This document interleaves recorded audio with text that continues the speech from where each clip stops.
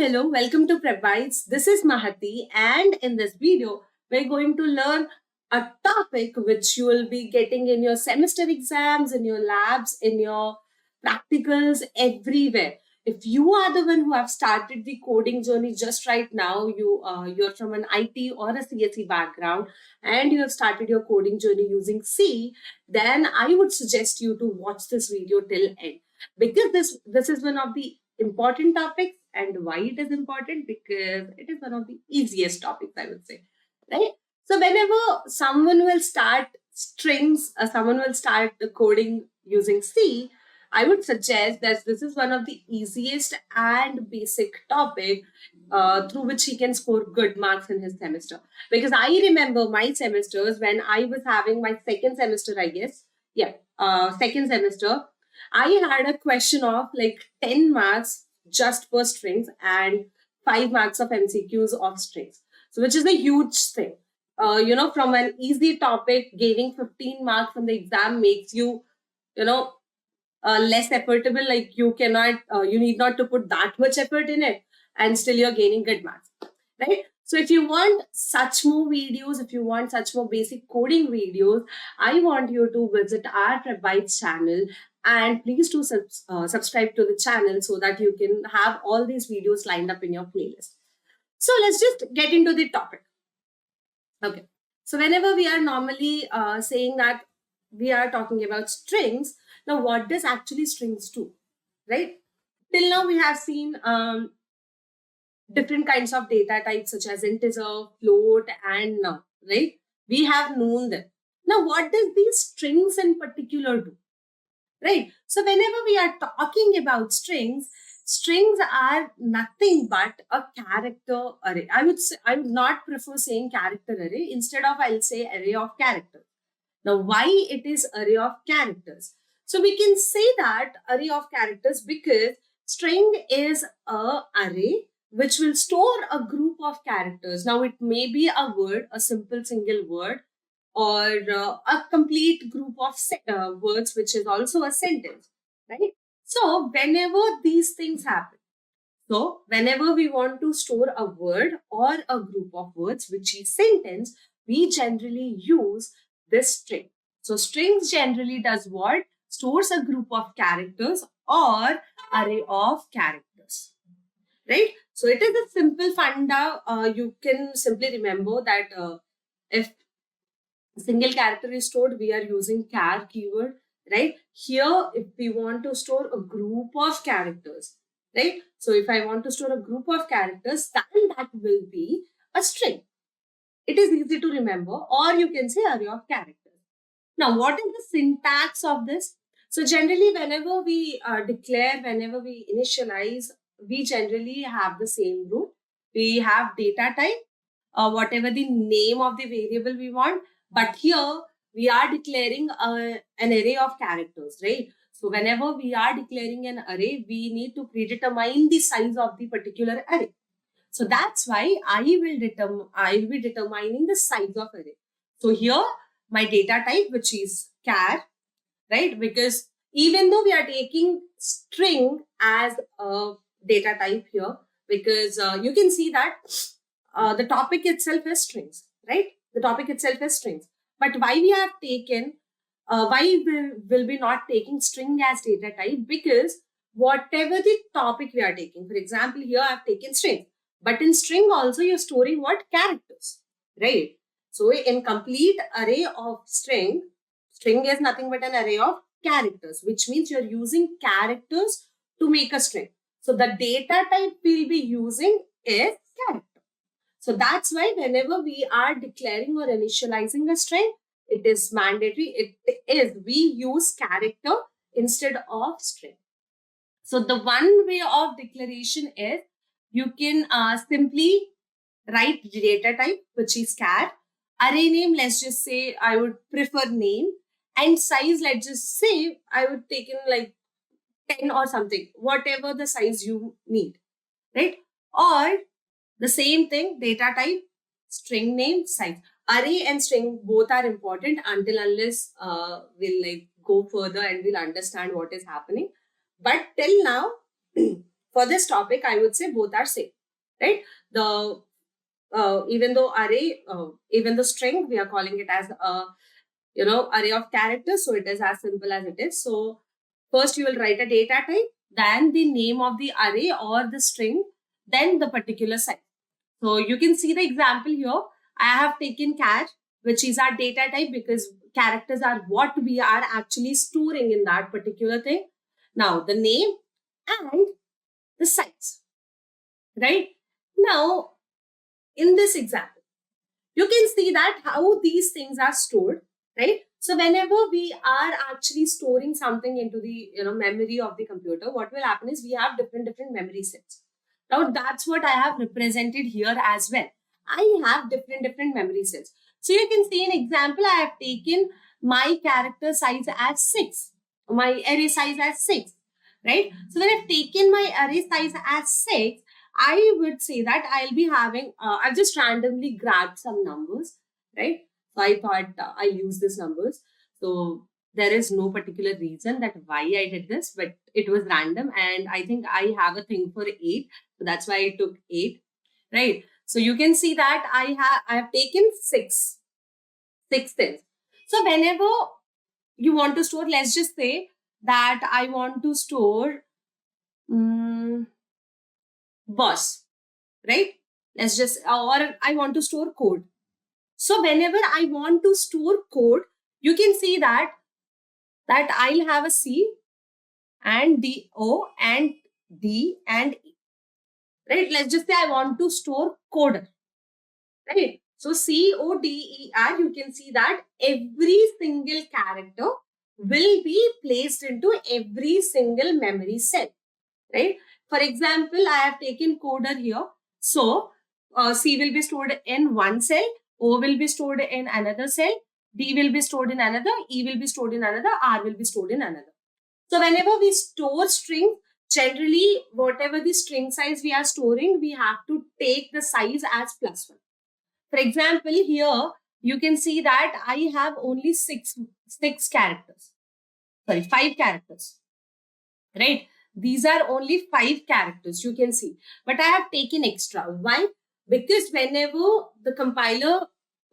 we use strings, the compiler need to know when the string is actually ending. So to make sure that the string is ending and the compiler knows it, we generally end this particular string with a null character. So whenever we are taking any string size, it is better to take size +1, because the ending of the string is generally a null character. So you can see that basically string stores size -1 characters. I told you, right? If you have taken, for example, let's just say I have taken size as 6. So which means it will have 5 characters and 1 null character, right? Same if I have taken 10, then it will have 9 characters and 1 null character. So that is what's gonna happen. Okay. Now, how do we generally represent strings? So we can use string literals, which are nothing but the apostrophes. You can, double inverted commas you can use. So this is my string. You can see. Now in the second line, you can see that I have space here as well. But that is also considered as a string because I have enclosed them in the double quotes, right? Now, in the third also, you can see that I just have only numbers. I don't have any alphabets. But still, it will be considered as a string. And why string? Because I've enclosed them in the double inverted commas, right? So, whenever we are talking about the characters in string, it is not a worry that you will be taking only A to Z, but every other symbol, every other number, every other alphabet, everything, if they are enclosed in a inverted commas or double quotes, then that is known as a string. Please do not forget it. If you have seen this kind of thing, if numbers are enclosed in double quotes, then do not think that it is not a string. Please make a note of it in your mind that whatever it is, whether it's a symbol, whether it's an alphabet, whether it's anything, If it is enclosed in a double quotes, then that is a string. Now, till now we have just declared our character array of characters. Now we are initializing it. So now how are we gonna initialize it? You can see here that I have taken data type, the name of the string I want, and the size of the string, right? And I have enclosed my particular string in double quotes. Now, how it will get represented in the memory lane, we'll just see that. Now, you can see that I have a 9 letters word here, right? PrepBytes is a 9 letters word. Now, you can see that I have taken a size of 10. So, we know that array always starts from 0 to 9, right? That's gonna happen. So whenever you start storing alphabets and all, if you are getting a flow of coding, then make sure to number from 0, because that is what you'll which will make you remember of how things work. So here you can see that my string array character array starts with 0, right? I have 9 letters, so it will store till 8. And why the extra memory cell we have? Because to have a null character. Because we want to store a null. Why we want to store a null character? Because we want the compiler to know that the string has been ended, right? Now, format specifier, I think you have seen integers and float for other data types. For integer, we generally use %d, right? Same for strings, we generally use %c. But you have to remember, when I'm using a data type, I'm using char, because string contains characters. But a format specifier which we will be using is %s. These 2 points are very important in the syntax, because these can make you confused, right? Sorry. Now, I've just taken another example of initialization, because this kind of initialization is also asked, right? So now you can see that I have a character name. This is normal, because this is my data type. This is my string name, and this is the size. Now, in the previous videos, we have seen, in the previous examples, we have seen that whatever the word, whatever the string I want, I've just enclosed it in the normal double quotes, right? But here you can see that I have enclosed every single letter in a normal quote and bifurcated all along. You can see that I have taken P individually, R individually, E individually, P individually again. So whenever you are declaring like this, it will work as the same way we have declared or initialized as before. But here, what you want to do is, at the end of the string, it is mandatory that you should put a null character. You should actually put a null character there, because without null character, the string cannot be ended, right? So whenever you're declaring these kind of words individually, it is mandatory to put null character. Make a note of it. Now, second example, you can see that here I did not specify any size.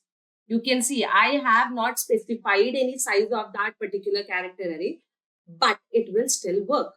Why? Because I have individually specified every other word, including the null characters. So when the compiler go and read these letters, these characters, then it will count it by itself, and then it will assign those memory cells accordingly. Now, here you can see that now we have taken a single word here. PrepBytes is a single word, right? Now, what if I want to take, let's just say, strings in C, right? Now it has spaces as well.